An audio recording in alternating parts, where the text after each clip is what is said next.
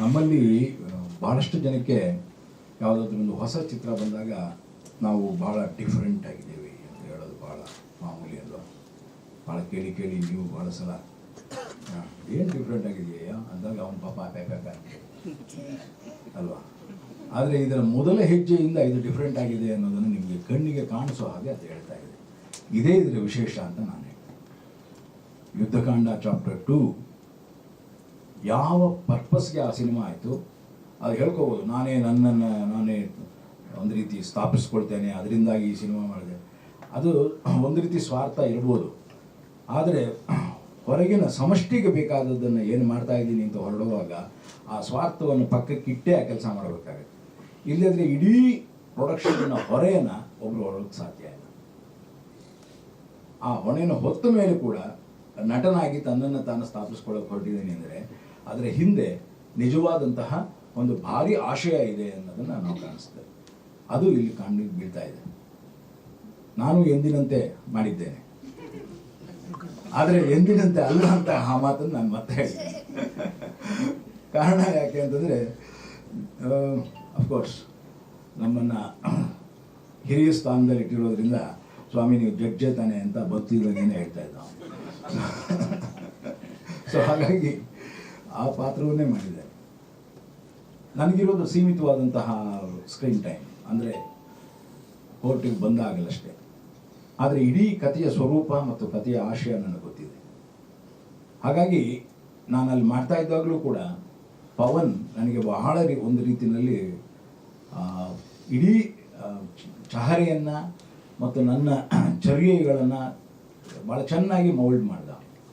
ಇಲ್ಲ ಸರ್ ಅದು ಓವರ್ ಬೇಡ, ಇದಿಷ್ಟೇ ಬೇಕು, ಇದೀಗ ಆಗಲಿ, ನೀವು ಮಧ್ಯೆ ಅದಕ್ಕೆ ಬೇಕಾಗಿರೋ ರಿಯಾಕ್ಷನ್ಗಳು ಬೇಕು ಅಷ್ಟೇ ಅಂದರೆ ಈ ರೀತಿ ಪ್ರತಿಯೊಂದಕ್ಕೂ ತನ್ನದೇ ಆದಂತಹ ಒಂದು ಅವನ ಕಂಡಂತಹ ಒಬ್ಬ ಜಡ್ಜನ್ನು ನನ್ನ ಮುಂದೆ ಇಡ್ತಾವಲ್ಲ.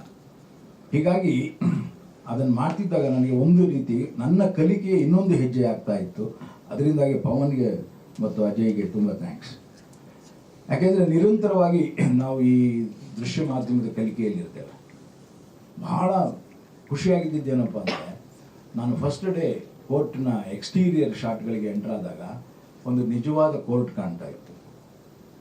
ನನಗೆ ಆಶ್ಚರ್ಯ ಆಯಿತು. ಆಮೇಲೆ ಕೇಳಿದೆ ನಾನು, ಇದೆಲ್ಲ ಏನು ಸರ್? ರೀಶಫ್ ಎಲ್ಲ ಪೇಂಟ್ ಮಾಡಿಸಿ ಎಲ್ಲ ರೆಡಿ ಮಾಡಿಸಿದ್ದೀವಿ ಸರ್ ಅಂತ. ಹೊರಗಡೆ HMT ಇದಲ್ಲ, ಒಂದು ಬರೀ ಪ್ರಾಡಕ್ಟ್ ಬಗ್ಗೆ ಯೋಚನೆ ಮಾಡಿದಾಗ ಅದಕ್ಕೆ ಏನೇನೋ ಡೆಕೋರೇಟ್ ಮಾಡ್ತೇವೆ. ಆದರೆ ಅದು ಬಹಳ ಆತ್ಮೀಯವಾಗಿದ್ದಾಗ ಅದನ್ನು ಡೆಕೋರೇಟ್ ಮಾಡಲ್ಲ, ಅದನ್ನು ಇನ್ನೂ ಚೆನ್ನಾಗಿ ಅಪ್ಯಾಯಮಾನವಾಗಿ ಮಾಡ್ತಾರೆ. ಅದು ಚೆನ್ನಾಗಿರ್ಬೇಕು, ಚೆನ್ನಾಗಿ ಕಾಣಿಸ್ಬೇಕು ಅಂತ. ಅಲ್ಲಿ ಖರ್ಚು ವೆಚ್ಚಗಳು ಕಣ್ಣಿಗೆ ಕಾಣೋದಿಲ್ಲ. ಅದು ಚೆನ್ನಾಗಿರಬೇಕು, ಚೆನ್ನಾಗಿ ಕಾಣಿಸ್ಬೇಕು, ಇಡೀ ಜನ ಅದನ್ನು ಒಪ್ಕೋಬೇಕು ಅನ್ನುವಂತಹ ಒಂದು ಧ್ಯೇಯ ಇರುತ್ತೆ. ಅದು ಇಡೀ ಮೇಕಿಂಗಲ್ಲಿ ಕಾಣ್ತಾ ಹೋಗ್ತು ನನಗೆ. ಒಂದು ಕೋರ್ಟ್ ಸೆಟ್ ಹಾಕಿದ್ರು ಕಂಠೀರವದಲ್ಲಿ. ಆ ಸೆಟ್ಗೆ ಬಂದವರು ಎಷ್ಟೋ ಜನಕ್ಕೆ ಗೊತ್ತಿರ್ಬೋದು ಅದು ಹೇಗಿತ್ತು ಅಂತ. ಭಾಳ ಚೆನ್ನಾಗಿತ್ತು. ನಾನೊಬ್ಬ ರಿಕ್ವೆಸ್ಟ್ ಮಾಡಿದೆ, ದಯವಿಟ್ಟು ಹಾಗೆ ಬಿಡಪ್ಪ, ಇನ್ನೊಂದು 4 ಜನ TV ಸೀರಿಯಲ್ ಅವ್ರಿಗೆ ಹೆಲ್ಪ್ ಆಗುತ್ತದೆ ಅಂತಲೂ ಹೇಳಿದೆ. ಹಾಗೆ ಬಿಟ್ಟಿದೆ.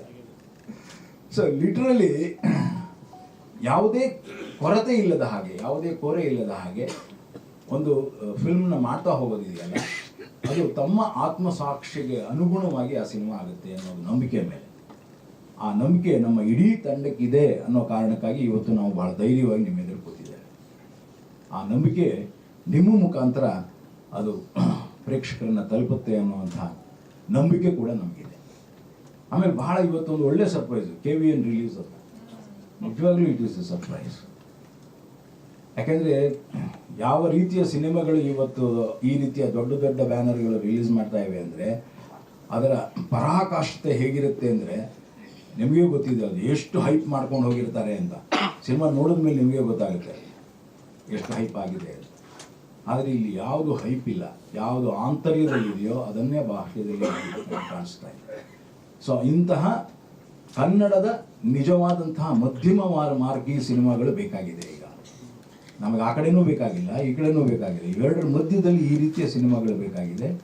ಅಂತಹ ಸಿನಿಮಾದಲ್ಲಿ ನಾನು ಭಾಗಿಯಾಗಿದ್ದೆ. ನನಗೂ ಒಂದು ಸಣ್ಣ ಅವಕಾಶ ಇದೆ, ಒಂದು ಸಾಕಷ್ಟು ಸ್ಕ್ರೀನ್ ಪ್ಲೇಸ್ ಇದೆ. ಅದನ್ನು ಬಳಸ್ಕೊಂಡಿದ್ದಾರೆ ಅಂತ ನೀವು ಹೇಳ್ಬೋದು. ನನಗಂತೂ ಖುಷಿ ಆಯಿತು.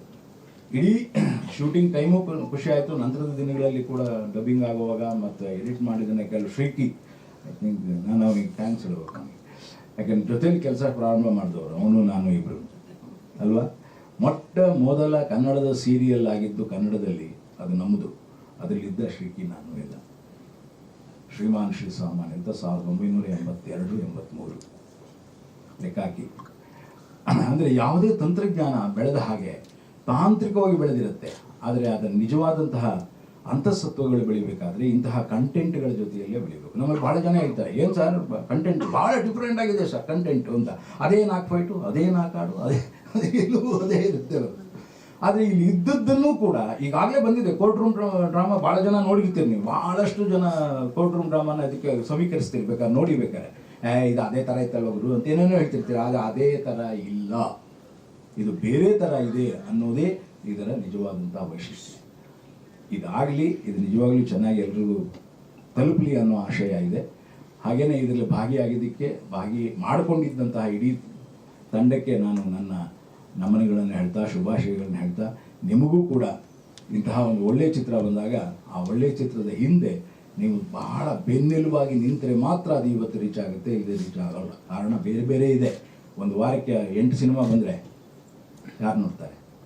ಆದರೆ 8 ಸಿನಿಮಾದಲ್ಲಿ 1 ಸಿನಿಮಾ ಮೇಲೆ ಇದೆ ಅನ್ನೋದನ್ನು ನೀವು ಒತ್ತಿ ಒತ್ತಿ ಹೇಳಬೇಕಾಗ್ತದೆ. ಅದನ್ನು ನೀವೇ ಅವ್ರಿಗೆ ಜಡ್ಜ್ ಮಾಡಬೇಕು.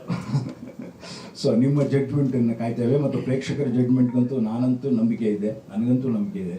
ಇದು ತನ್ನದೇ ಆದಂಥ ಒಂದು ಹೊಸ ಭಾಷ್ಯವನ್ನು ಬರೆಯಲಿ ಅನ್ನೋ ನಂಬಿಕೆ ಮೇಲೆ ನಿಮಗೆಲ್ಲರಿಗೂ ಶುಭಾಶಯಗಳು ಹೇಳ್ತೇನೆ. ನೋಡಿ, ಆ ಕೋರ್ಟ್ ಸೆಟ್ ಎಷ್ಟು ಚೆನ್ನಾಗಿತ್ತು ಅಂತ ಅವ್ರು ಹೇಳಿದ್ರು. ನಾನು ಒಂದು ಅನ್ಪ್ರೆಸಿಡೆಂಟೆಡ್ ಇನ್ಸಿಡೆಂಟ್ ಹೇಳ್ತೀನಿ. ಅಂದರೆ ನಾನು ಇಲ್ಲಿವರೆಗೂ ಸಿನಿಮಾ ನಾನೇ 2 ಸಿನಿಮಾ ಪ್ರೊಡ್ಯೂಸ್ ಮಾಡಿದ್ದೀನಿ, ನಾನು ಆ್ಯಕ್ಟ್ ಮಾಡಿದ್ದೀನಿ, ನಾನು ಡೈರೆಕ್ಟ್ ಮಾಡಿದ್ದೀನಿ ಸಿನಿಮಾನ.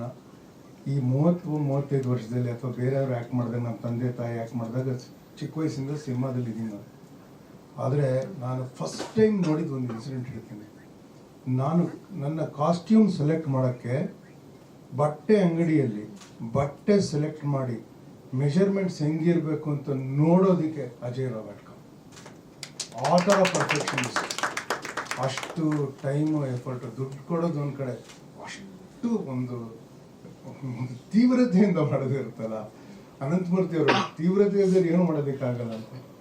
So I want to put that on record. I never seen that.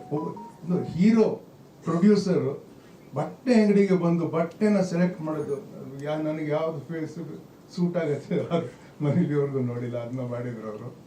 1 ಸತಿ ಅಲ್ಲ 2 ಸತಿ ಮುಗಿದ್ರು ಅವರು.